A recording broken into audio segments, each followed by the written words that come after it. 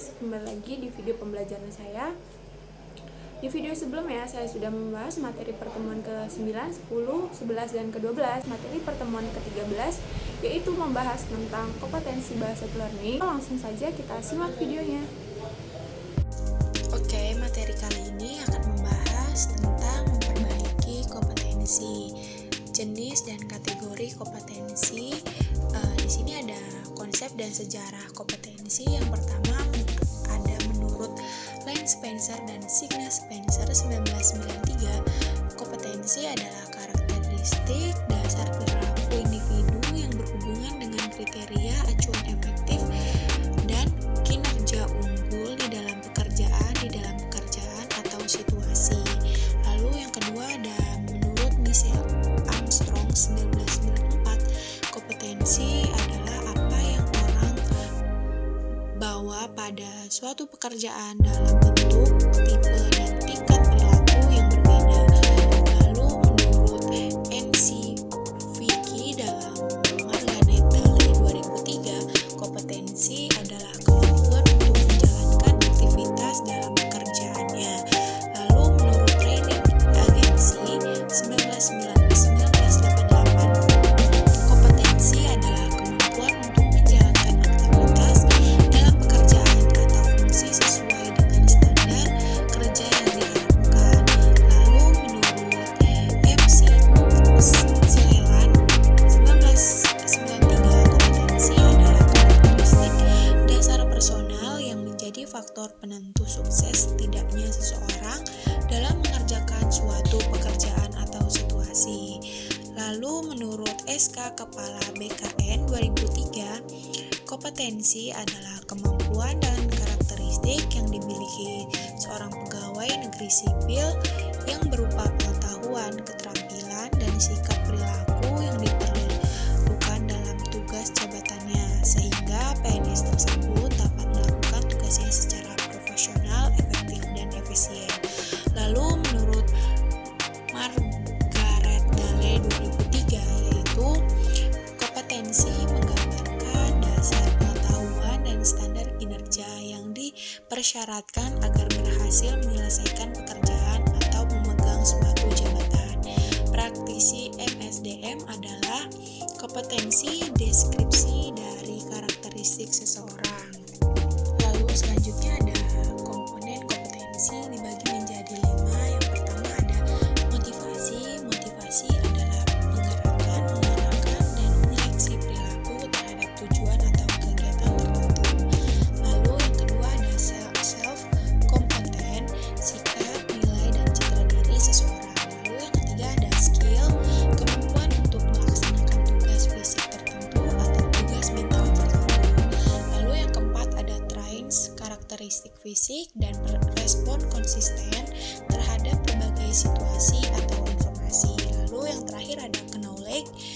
Knowledge yaitu pengetahuan informasi seseorang dalam bidang spesifik tertentu. Selanjutnya ada perlunya kompetensi diperbaiki.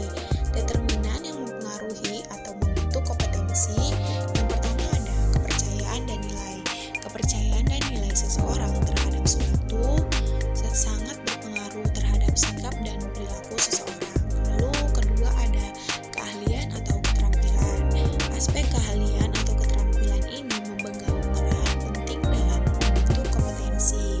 Lalu yang ketiga ada pengalaman. Pengalaman merupakan elemen penting dalam membentuk penguasaan kompetensi seseorang terhadap tugas. Lalu yang keempat ada karakteristik personal. Karakteristik kepribadian seseorang turut berpengaruh terhadap kompetensi seseorang. Lalu ada motivasi. Motivasi seseorang terhadap suatu pekerjaan atau aktivitas akan berpengaruh terhadap hasil yang dicapai. Selanjutnya ada isu emosional. Hambatan dan blok emosional sering membatasi penguasaan kompetensi. Dan yang terakhir ada kapasitas intelektual. Kapasitas intelektual seseorang akan berpengaruh terhadap penguasaan kompetensi. Tingkat perbaikan kompetensi dibagi menjadi 3. Yang pertama ada mudah diperbaiki. Contohnya mengembangkan orang lain, efisiensi produksi, kerja tim,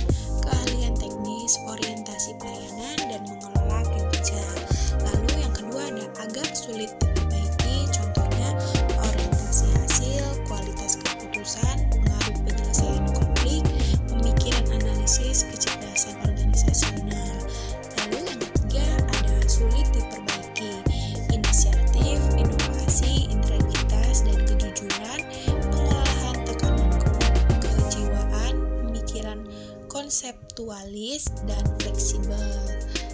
Lalu selanjutnya ada perbedaan kompetensi dan konsep lain. Kompetensi adalah merujuk pada pendekatan perilaku tertentu dijadikan partner untuk mampu melaksanakan pekerjaan secara efektif, berhasil, dan unggul atau superior. Komponen kompetensi terdiri dari dorongan, sifat citra diri, peran sosial, dan kemampuan menurut Boyatis 1982. Lalu yang kedua ada pemahaman kompetensi. Dalam hal pemahaman kompetensi perlu dijelaskan pengertian tentang pengetahuan, keterampilan, kemampuan, dan bakat untuk mengetahui sejauh mana perbedaan atau kesamaan dari konsep tersebut menurut Spencer 1993. Lalu yang ketiga ada pengetahuan seseorang.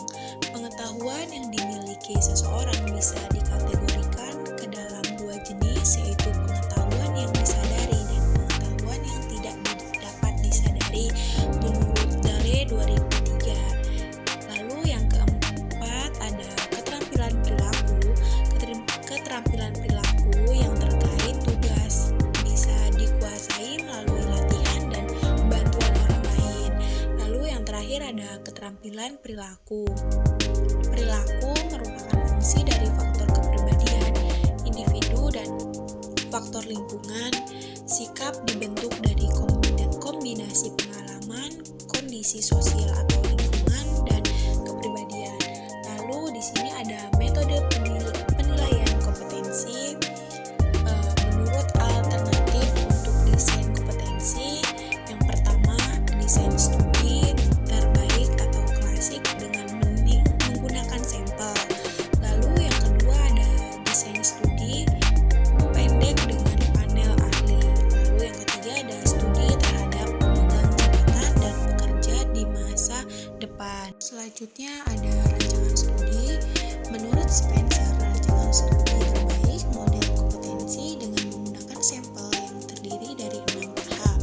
Yang pertama ada menetapkan kinerja efektif. Lalu yang kedua ada mengidentifikasi kriteria sampel. Lalu yang ketiga ada mengumpulkan data. Yang keempat ada analisis data dan pengembangan model kompetensi. Yang keempat ada validasi model kompetensi, dan yang terakhir ada mempersiapkan penerapan model kompetensi. Tahapan untuk merancang studi kompetensi. Yang pertama ada menetapkan kriteria, menetapkan ukuran atau kriteria untuk menetapkan kinerja unggul efektif dalam pekerja yang akan dipelajari. Lalu yang kedua ada mengidentifikasi kriteria sampel. Kriteria efektivitas kinerja yang dikembangkan dalam tahap 1 digunakan untuk mengidentifikasi kinerja kelompok, kinerja unggul, dan rata-rata. Lalu yang ketiga ada metode pengumpulan data bervariasi.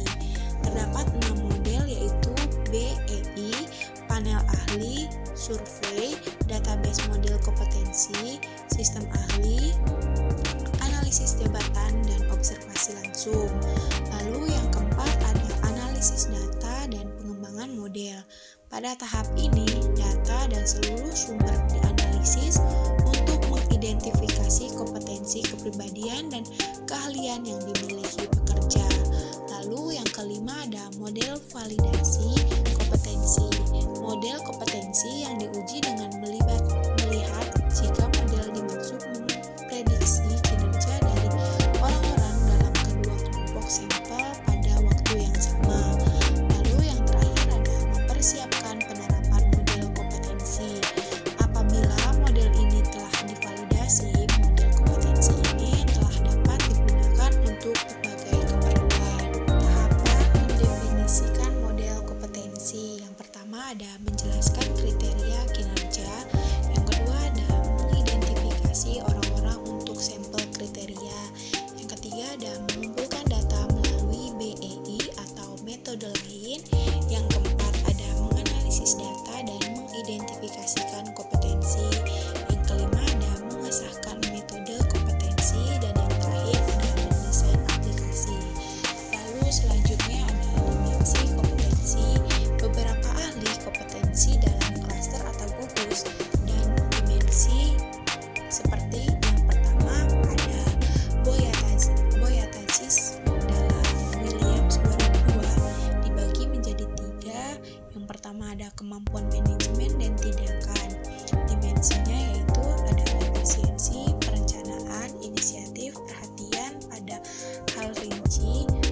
kontrol diri dan fleksibilitas. Lalu yang kedua ada kemampuan manajemen. Dimensinya yaitu ada empati, persuasif, jaringan kerja, negosiasi, percaya diri, manajemen tim, pengembangan orang lain, dan komunikasi lisan. Yang ketiga ada kemampuan logika analisis. Dimensinya yaitu menggunakan konsep, pengakuan pola, pengembangan teori, penggunaan teknologi, analisis kuantitatif, objektif, sosial, dan komunikasi tertulis.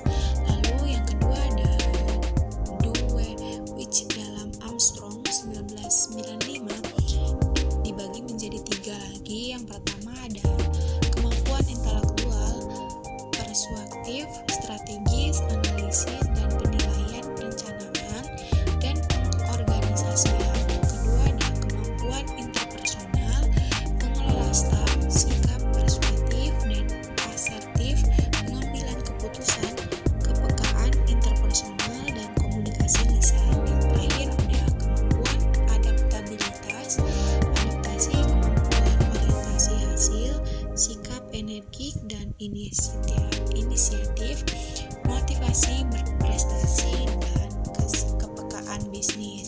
Lalu yang ketiga menurut Scholder dalam Williams 2002, yang pertama ada kognitif, mencari informasi, pemikiran konseptual, fleksibilitas. Lalu yang kedua ada direksional, dampak, percaya diri, presentasi.